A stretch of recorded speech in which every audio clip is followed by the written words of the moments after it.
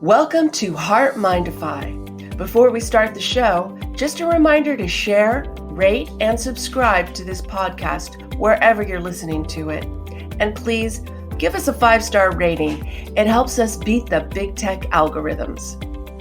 I'm John Izzy. Change can be difficult for a lot of us, but when we understand what makes us tick, we develop a better understanding of who we are and begin a journey of discovering our best self.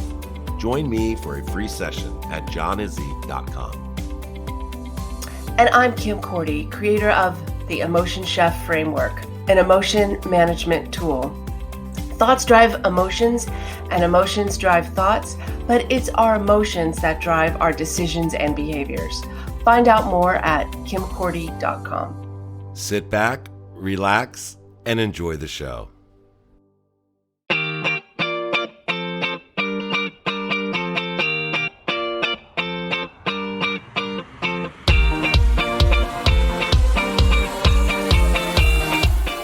Knowing each other personally and socially for the past 10 years, Kim and John have joined forces, bringing years of experience and training, providing a platform for growth and personal development, along with a little humor. John is the heart, Kim is the mind, and together they are HeartMind-ify.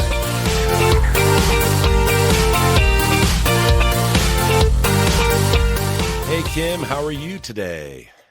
I'm okay, John. How are you? Well, I'm doing okay. To our listeners, Kim and I typically record our show that airs on Saturdays on Mondays. But this week, Monday didn't work out. Tuesday was postponed until Wednesday. So I was thinking if it had anything to do with today's topic. There's been a lot of heat coming from all sides of the issues. And I sit here today and I wonder if I really want to record today's episode.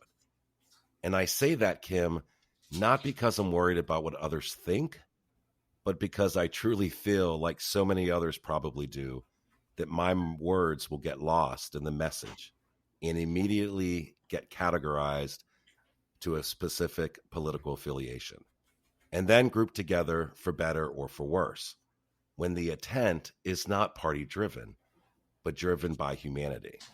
So I don't know, Kim, how I'm doing, really. Well, I just have to say, I can't agree with you more.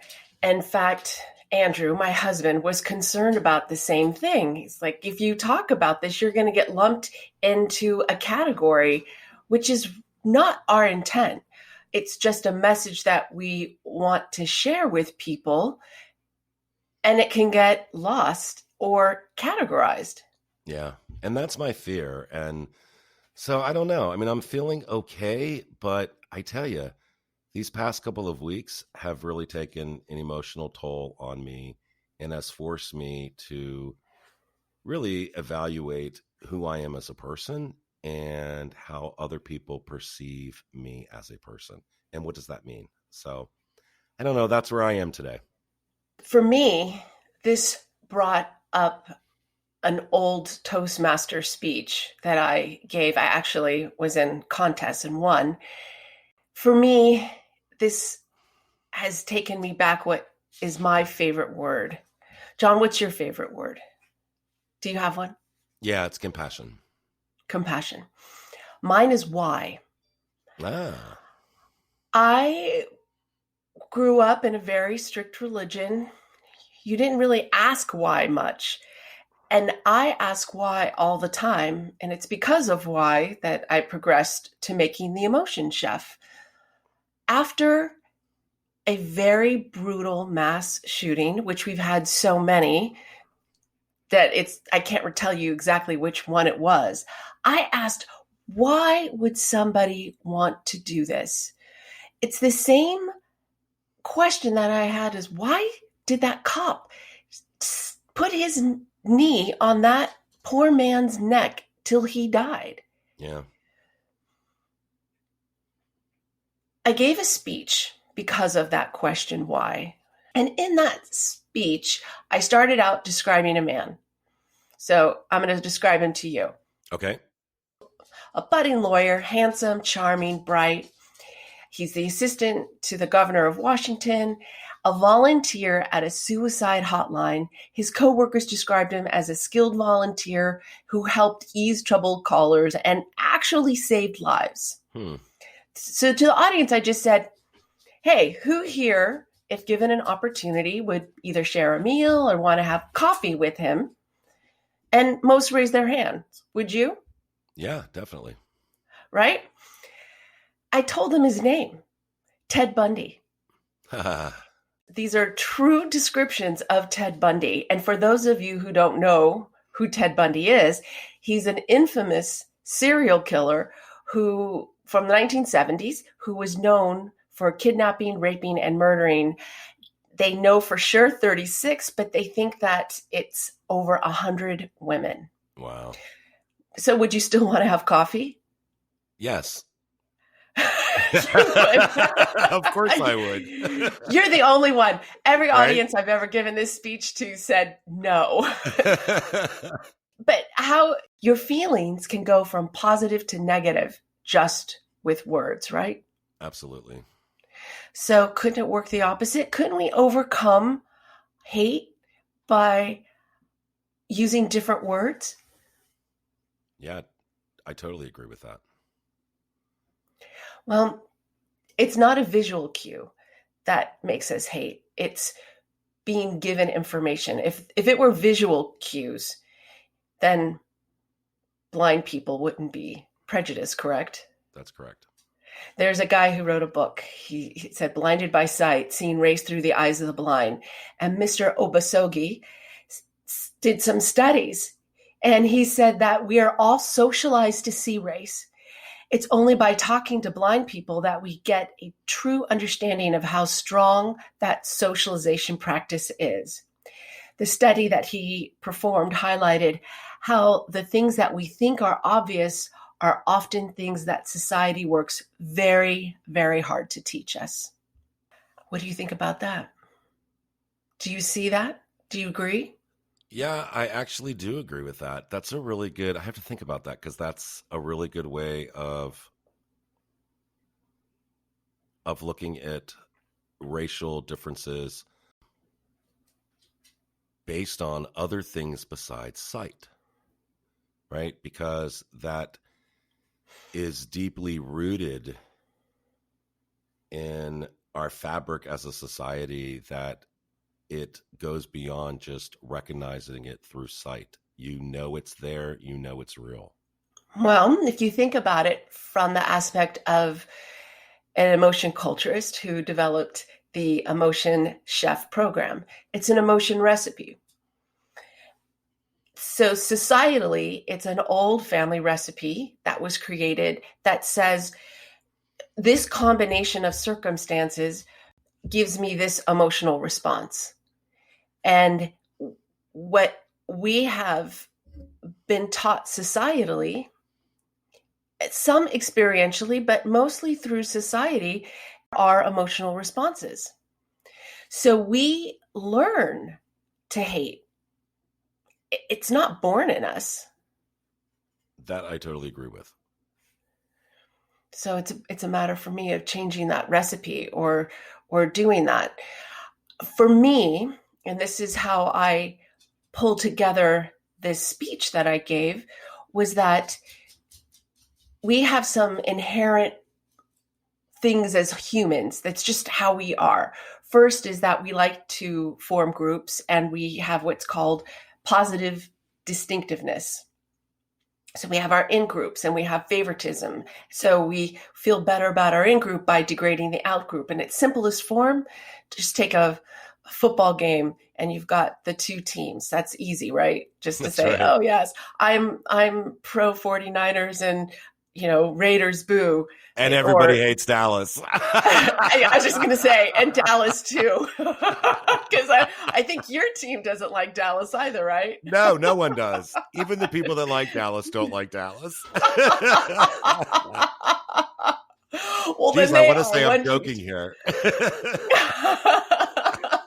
But you get my point, right? Like that's part of how we are, like our tribe, our group. So the more distinct we make our in group, the bigger our out group, which makes it more difficult for you to not feel picked on.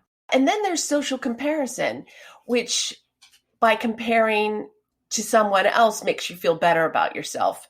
They actually, in a study, they took people, gave them fake feedback, told them they were unattractive, and then said, now rate these people, and gave them pictures. When they did that, they rated them as less attractive, but also less intelligent and less kind. So you can see this combination of wanting to feel better about yourself, which we all do, right? Like we don't want to feel negative about ourselves. So how do we do that? We pick on others. So we can either pick on individuals or our outgroup. So honestly, it's really insecurity over ourselves that is driving a lot of the cruelty in the world. Wondering what you think about that, John. Yeah, no, I think you're right on. It's funny because the first thing that comes to mind when you're talking about that is a level of hierarchy that exists in all cultures, right? And under that hierarchy are people that are grouped together, and under that group are people that are grouped together. And that goes to society in general, and that goes to the business world as well. So where you have your CEOs, and then you have your entry level positions where there's this superiority or this hierarchy that exists, which only becomes wrong, for a lack of better words, but it only becomes wrong when it is pointed out in a discriminatory way. And I think we've gotten accustomed to that. Look at all the hazing that goes on college campuses. Look at all how members treat new members to a group. It's almost accepted. And I think that's a problem in and of itself. Well, let's look at it in other ways. I mean, a college educated person is looked at much more highly than a tradesperson. Yes. Right? Although I think the tide is turning on that, but I think you're right. They are. It may be turning, but that is a long way to go. Yeah. But why? Because for so long, it was only the rich and the elite that had education. Mm-hmm. Da Vinci did not get a formal education. Leonardo da Vinci couldn't get a formal education because he was the bastard son of some really rich guy. So all of his half siblings would be educated. And of course, if they were male, they got an education and he didn't. And yet he is one of the most brilliant minds to ever walk this earth. Mm-hmm. So there's this lack of respect. And Albert Einstein said, and if anyone is is a great mind, Albert Einstein is one of the all-time great minds. He said, I speak to everyone in the same way, whether he's the garbage man or the president of a university. Wouldn't that make a difference in how we talk to others? Oh, absolutely. So this goes back to my emotion recipes and our emotions, how we feel about ourselves or others, it regulates our thoughts. So my idea, this has been my not very well pursued, but my grand idea is to change the world one thought at a time, to change the tide on racism, elitism, these ways in which we feel better about ourselves by putting someone else down.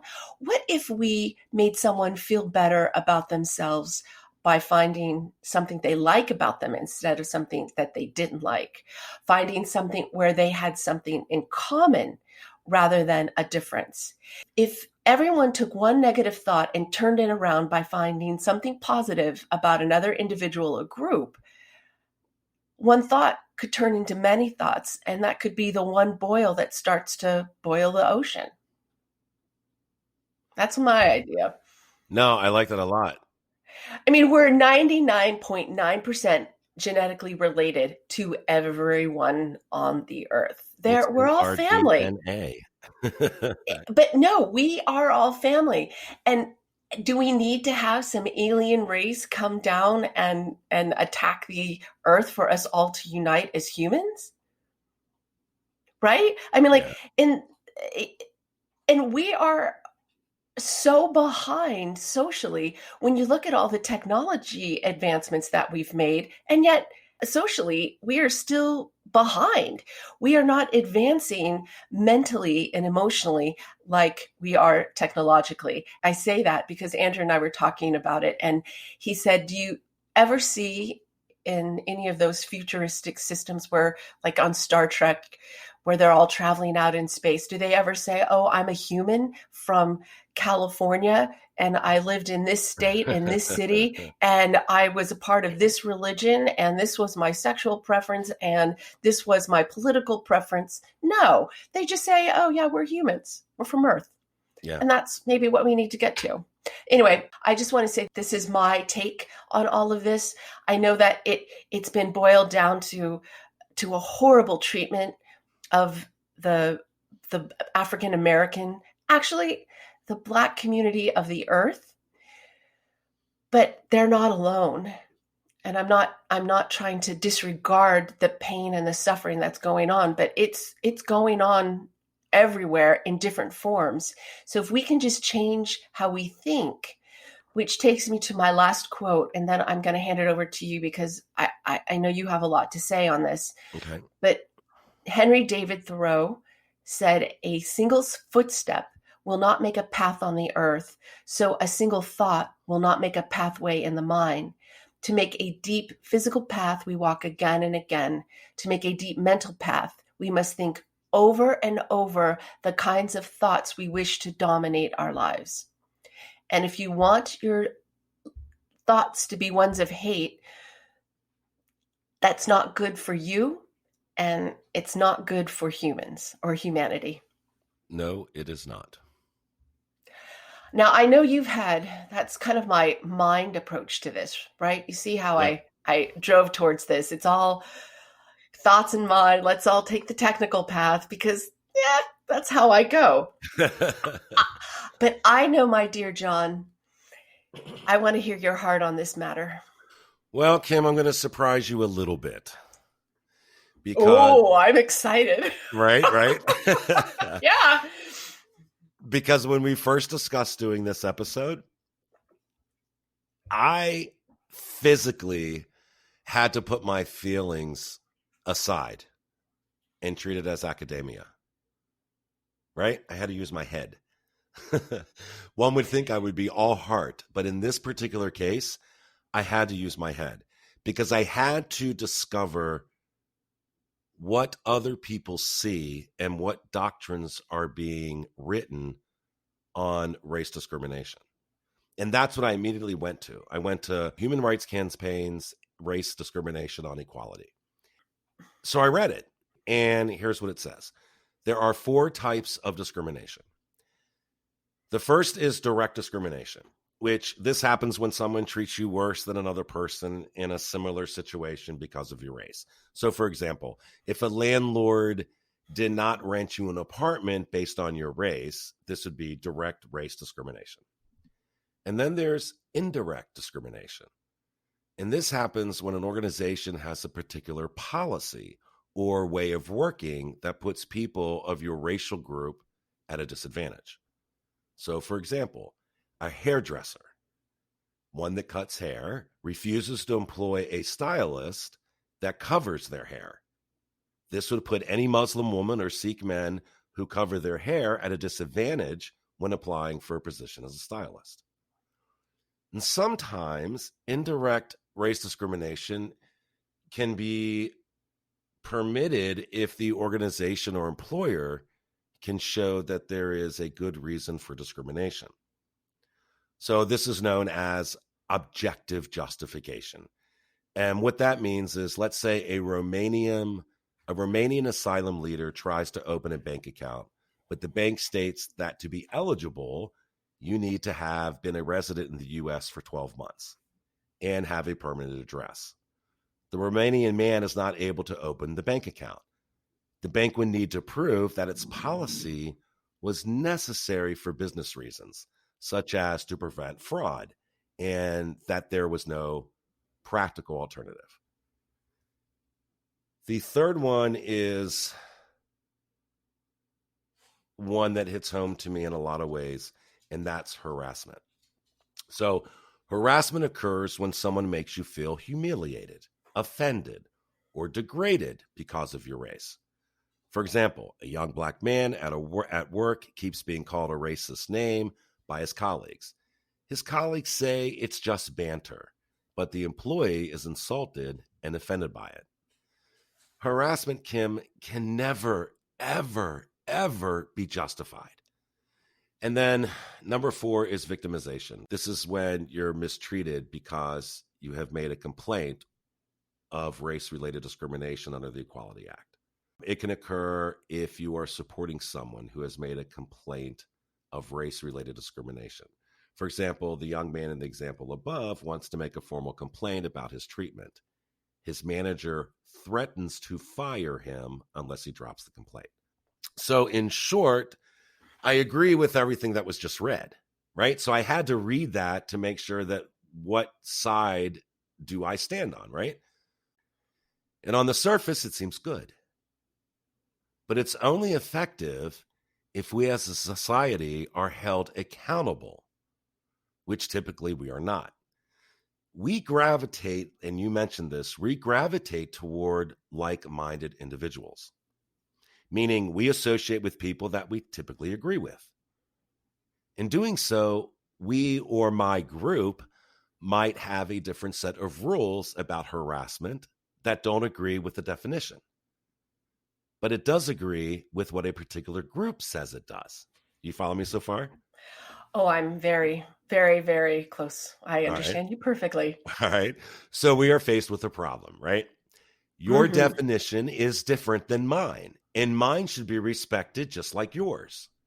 And if not, then why is yours better? Or why should I live by it when I don't agree with it? My point is this: the problem is because a group of people think that harassment in their circle is okay. And because of that, they teach their young and foster an ongoing alliance with each other, and that's carried down from generation to generation until it becomes socially unacceptable and is in direct contrast with the human condition and violates the very fabric of who we are by the pigmentation in our skin and not by who we are from the common DNA that runs throughout our bodies, which defines our race, the human race. So when we're left with it, it's not racial discrimination. Let's call it what it is. It's bigotry and hate, and that can only be derived from ignorance. Exactly. And we're touching on a lot of the same points, just as usual, coming at it Yep. from a different direction, right? We it's thoughts. It's what we're taught. It's how we think. And if you think about the current day subject of racism against Black Americans, it is in the fabric of society for hundreds and hundreds and hundreds and hundreds of years. Oh, yeah. Slavery back in the day was common. You took over a village, you took over a country. You know, they didn't really have big countries like we do now. So you would take over a village. Anybody who could work your fields, you took as a slave. Everybody else you killed. The word slaves comes from the Slavic group. The Germans took so many of them as slaves that Slav became slave. Yep. It was an awful practice, but it was an economic one. And so while we have gotten rid of slavery, the fabric of society and the recipe, or whatever you want to call it, like you said, it still exists because people look and think that they are better than other people, or they deserve this, or I deserve better, or you can't do this. Just like you said, their group making up rules. It's, in some ways, if you were to just rise above it all and look down, you'd think, wow, what a silly group of people. Yeah, no, I agree. I totally agree. You know, I pushed my heart aside for a moment to really allowed my brain to take over in a way where I needed to make sense of it from an intellectual standpoint, right? And then my heart, then my heart gave in. Then my heart said, you're not getting away with it that easy. And so if you don't mind, I've got some thoughts from a heart perspective of what all of this means to me. Please. Okay. Of course, I depend on your heart viewpoint. You're the heart of this show. So after I went through all of that study, I still didn't understand why I haven't been able to sleep at night, right? I still didn't understand why my emotions are so torn and why I feel like I've been hit in the stomach over and over and over again. And I'm going to tell you why.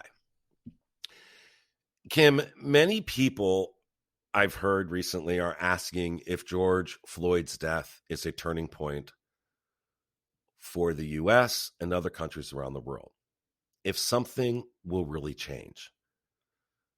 But rather than asking this passive question, we need to be asking ourselves how we are going to help make this a turning point. Because if it's going to be a turning point, right, we've got to make it one. So how do we do that?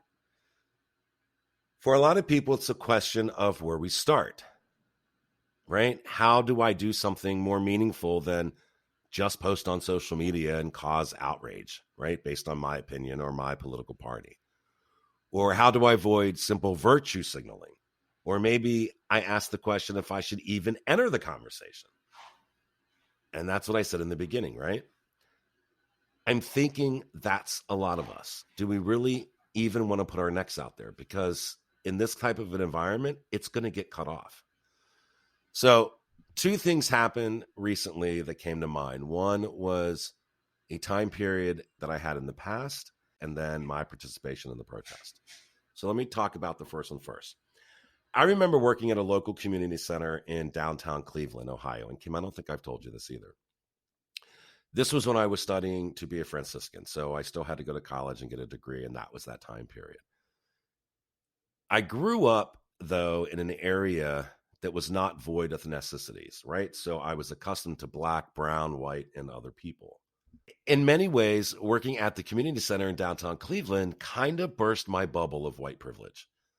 That wasn't a term you heard of often, if ever. I mean, this was 1986 or so. So that wasn't a term that was talked about all the time. This was a community that cared about its children and supported one another.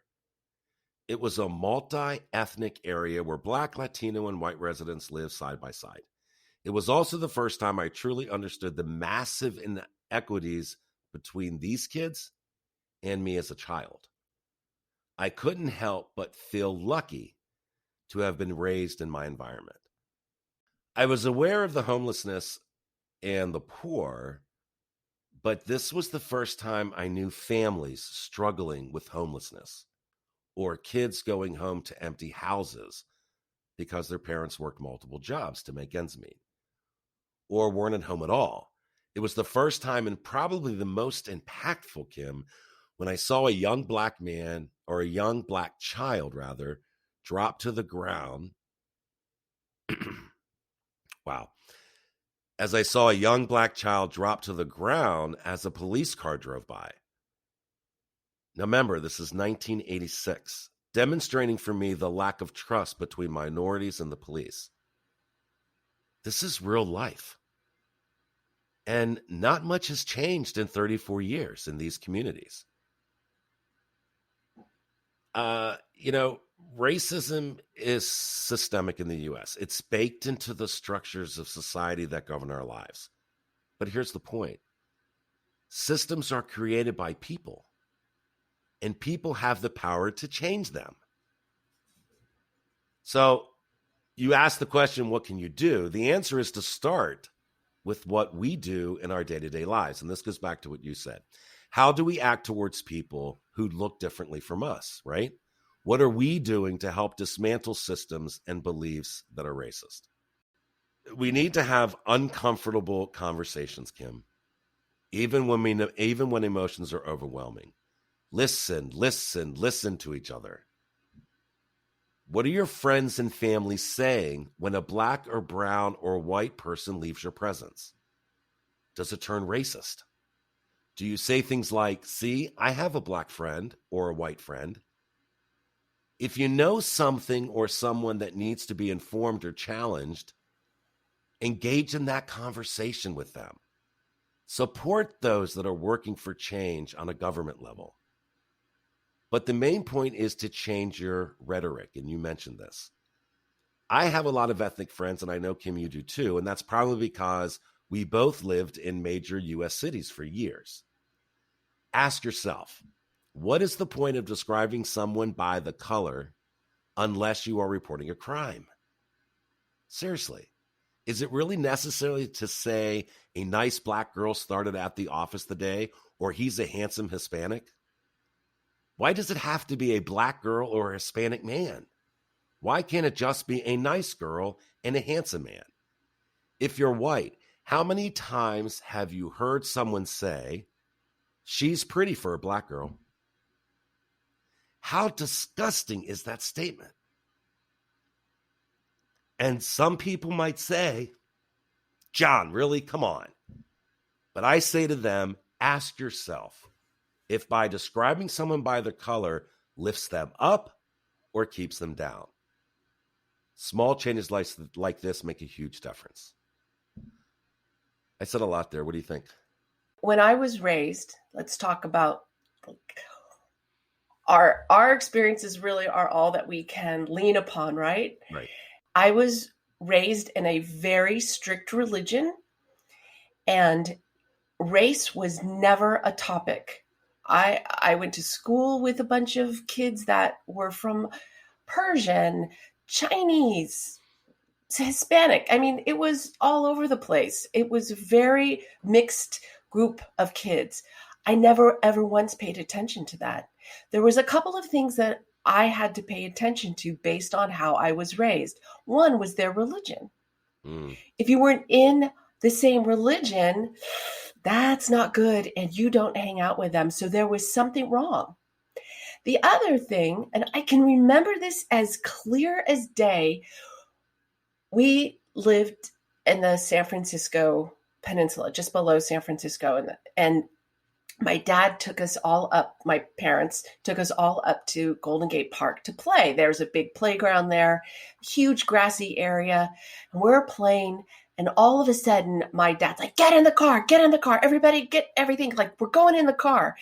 There were some people who, this was in the 70s, they were kind of quote unquote hippie and looked different, and everything was based on, well, they're not well dressed, they're dressed like this, so you had to run. And I was always kind of like, oh, like someone was really different looking. It always put me off. When I came up with this idea for myself, really, of trying to find something positive in another person so that you can overcome something that you've got in your head. Uh-huh. I remember being at Trader Joe's, and there was a guy there, and he had one of those big discs in his ear. I forget what they call those, but it was gigantic. And I'm like, oh, like normally they're called gauges. Gauges. Thank you, John. Gauges. Yeah. He had a gigantic gauge, and I looked at it and I could feel that, that little emotion coming up, this judgy emotion. Right. And then I just said, hey, how long did it take you to get that gigantic thing in your ear? I go, that looks really painful.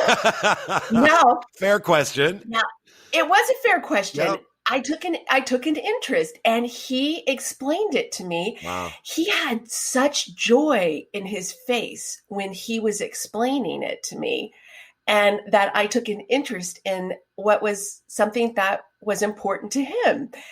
And I said, well, I commend you. I don't have what it takes to do something like that. So good for you that this is what you wanted, and you were able to endure the pain to get there. And he was so happy. And I'm like, this is awesome, because I just felt better about the whole big gauge in the ear. And then I sound like a really old woman. but it's just how I'm raised. Yeah, I'm kind of old. But the point is that he also felt good. Like he was so excited. So then I started noticing when I had negative feelings about someone, I just say, find something I sincerely liked, not to be placating. But if I saw something and I just thought, that is fantastic. So I would compliment them on what I liked. Your eyes are amazing, and not focusing on the negative. And then what happened for me is that part of me that was always looking at the negative was starting to look for the positive in people. Like I was starting to notice all the things I liked, not the direct natural way of going to what I didn't like or what was different.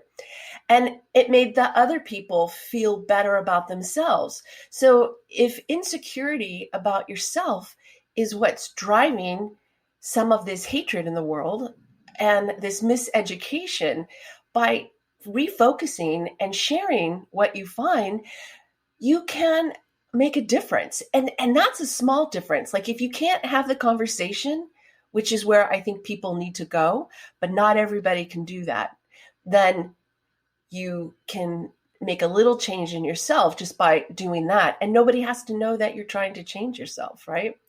In fact, there's a great story about this African American gentleman who has convinced 200 Ku Klux Klan members to give up their robes.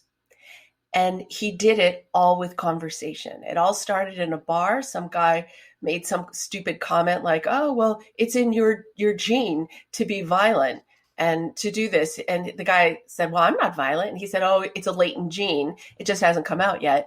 And he said, "Well, then I guess I know, right?"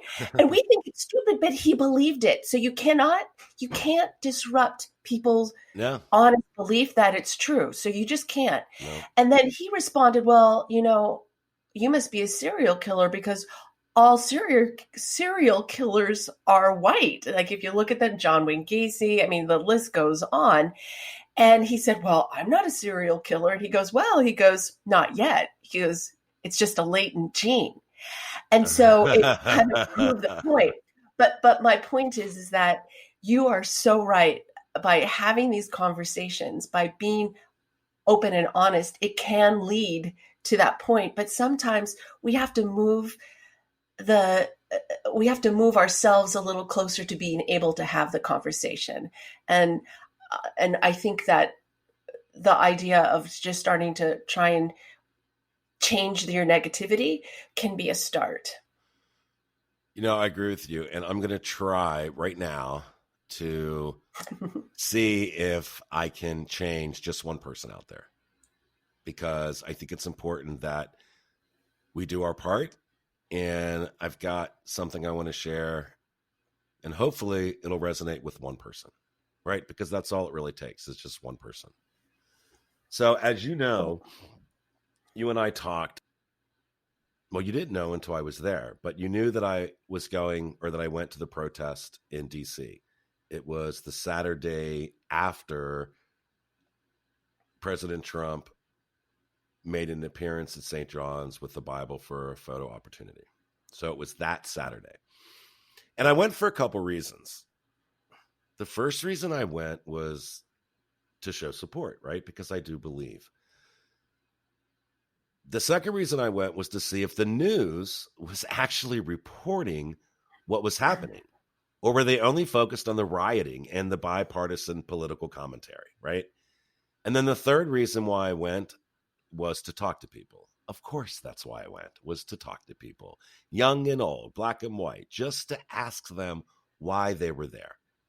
Not to engage politically, but to engage on a human and emotional level. So I realized, Kim, as soon as I got out of my car, that I knew the reporting could not even come close to the actual reality of being downtown protesting. I mean, I've been to many protests, and this was by far one of the most peaceful protests. I tell you, the most violent protest I ever witnessed, and I witnessed it when I was working in downtown DC, was the Right to Life marches. the amount of burning down abortion clinics and accosting women as they were going in and coming out was just horrific. And I wasn't even protesting, but I witnessed that one. But I'm getting off the point. So now I'm not ignorant that rioting was taking place, right? I don't want you to think that I was ignorant to the fact that we're having rioting, because we were having rioters. But from what I saw that day, there wasn't any form of violence going on. None. And then I started talking to people. And this is where the beauty happened. I spoke to an older black man, probably in his 70s, who I helped off the curb. And as he grabbed my hand, he said, "Thank you for coming." And it was genuine. It was, "Thank you for coming." And I asked him why he was thanking me. And his response was, "Because I'm getting old and I don't know how much time I have left." And we just walked and talked about life, teaching our youth, not being afraid, racism in general. And as we left, he said, "Some things have changed, so don't lose hope." And I said, "Can you tell me one thing that's changed?" And he said, "You helped me off the curb, and it wasn't because I'm black. It was because you cared." And Kim, I stopped for a second and I said, "Wow, I understand." And we left each other. So that was pretty powerful, right? Yeah. The second thing was even more powerful. Another person I talked with was about 9 or 10 years old. And he was a young black boy, and he had a shirt on that read, "I'm part of history." And I knelt down on one knee and I said, "Hey, buddy, you aren't just part of history, you are history." And he just kind of smiled. And I asked him, "When you look into the crowd, what do you see?" And he said, "People who want to love each other." Think about that for a second. People who want to love each other, from a 10-year-old. And honestly, I wiped tears from my eyes, and I looked at his father and I said, "You're doing?" And he said, "No." And I said, "Nah, you're doing." And that's what fatherhood is about. He wiped then a tear from his eye. So with all the noise that was going on, Kim, around all the rioting and around all the political jargon, these were two real people, very different in age, and their focus was on each other. Their focus was on love. Their focus was on compassion. That makes me think about those words, love and compassion. And they're different, right? Yeah. And I would like to throw respect in there too. Love gets used a lot. Like, all you need is love. Love, we need to love one another. And there's people, I think, like me out there. I am very particular with whom I use that word. I'm an older woman, and in my life, there's been 4 men that I've been in relationships with, 2 of whom I married, that I said I love you to. And so I think that sometimes, and this is just my guessing, that there's people out there like me who don't want to love strangers. They don't want to use that word. They feel for them. Their heart goes out to them, and it's more compassion, it's more respect, it's more empathy. And I just wonder if there are people who are like me. I don't get offended by the word love, but I also don't use that word in these terms or in these situations. It's like, this is when I feel compassion. I feel respect. In fact, in my Emotion Chef program, I talk about labeling and how important it is to have lots of emotion words and use these to label your emotions. And because I'm so funny with the word love, I made up this word, respassion. And the meaning of respassion is the combination of respect and compassion. And this meaning is concern and sympathetic awareness or tolerance for others, even when you are not in agreement with how they feel, think, believe, or look. What's the And word my again? point is res passion. Okay. I made it up. This is my Yeah, word. yeah, If I yeah. can get it in the dictionary, I'd be super happy. I'm going to say the meaning again. All right. Concern and sympathetic awareness or tolerance for others, even when you are not in agreement with how they feel, think, believe, or look. Wow, I really like that, Kim. I do too. And it really sums up that feeling I have, because the love that I have is more relational, to people that I know, to people that I have developed relationships with. I call people sisters of the heart. You're like my brother, right? Like, I love Yeah. you. And there's other people that I love, but I can't use the word love with a stranger, but I can use res passion, and it still can get the point across, and it can still be heartfelt. No, I really like that. I didn't share these thoughts about the protest or experiences with you and with our listeners because I'm trying to prove a point, though I think there might be a point in there somewhere. But there comes a time when the very rhetoric we choose to use is what defines us as a person. So as I was driving home from that protest, I asked myself this question, and then I'm done for the day. I'm not going to talk about this anymore. But I was driving home from the protest. I asked myself this question: politics aside, family aside, friends aside, what do I truly believe? What is in my heart? What do I know in my mind? And what do I feel in my gut? Sound familiar? A tad. And what it is I believe is this. And I've always believed this. I haven't always lived up to it, but that's because of ignorance on my part. But I've always believed on the side that lifts people up over the side that continues to oppress people. So my challenge is to ask yourself the same question. Politics aside, family aside, friends aside, what do you truly believe? And then, to Kim's point, and here is the key, can those around you agree with your assessment of yourself? And if not, then to Kim's point, ask the question, why? I agree. And I'm just going to add one tiny little point, Please do. is that you should always question thoughts, especially negative ones. When I talk about recipes and when I talk about all this stuff, we have and societal norms that govern how we think and feel. So if you or familial norms, like you said, your group that you're in, you believe a certain way because that's the way the group believes. Challenging them to see if they're true is how that man convinced 200 Ku Klux Klan members to give up their robes.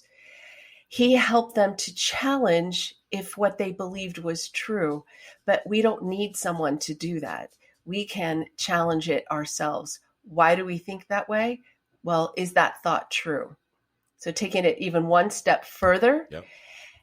to respond to the accuracy of our thoughts. Because remember, our emotions are driven by our thoughts, and our emotions drive our decisions and behaviors. And I should say thoughts and emotions drive each other, but our decisions and behaviors come from our emotions.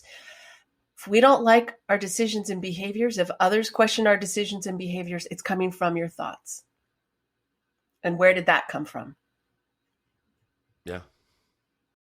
Kim and I have been talking about this for weeks now. And Yeah. we knew that this episode was going to go over 30 minutes. I didn't realize it was going to be close to an hour, though.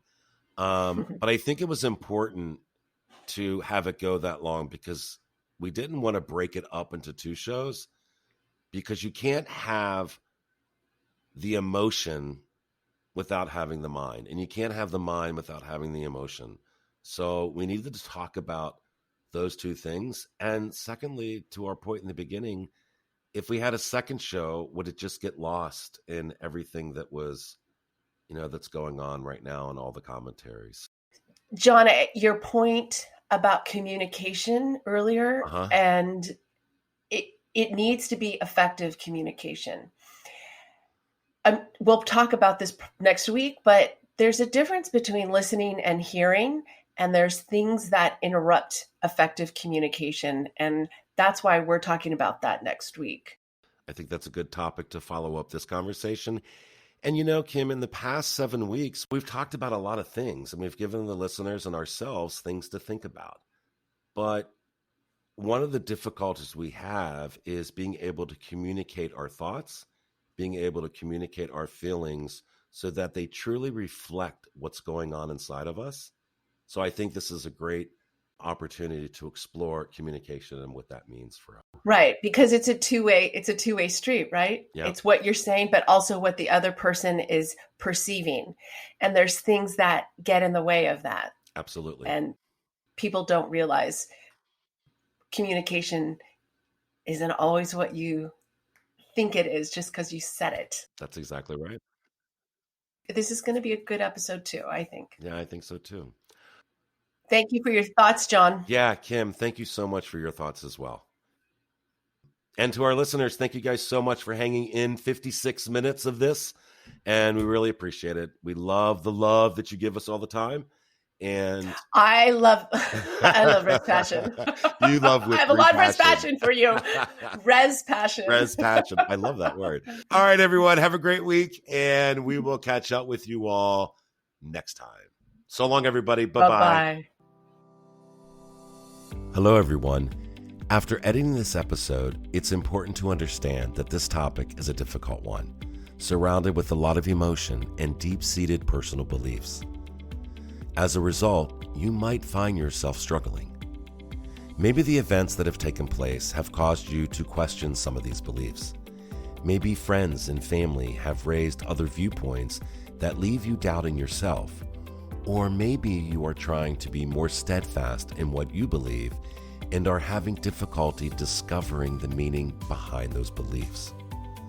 Whatever you are going through, I want you to know that I offer a judgment-free environment where we can have a safe conversation.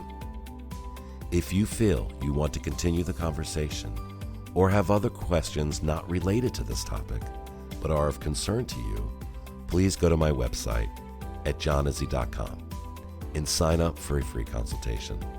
As a coach, I'm here for you. Enjoy the rest of your day.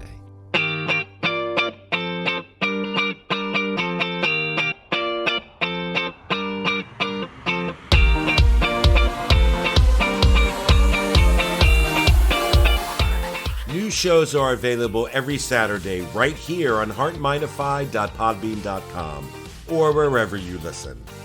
Kim and I would like to thank each and every one of you for allowing us to be a small part of your life. Be kind to yourself and remember, our hearts tell the story, but our mind is the conductor.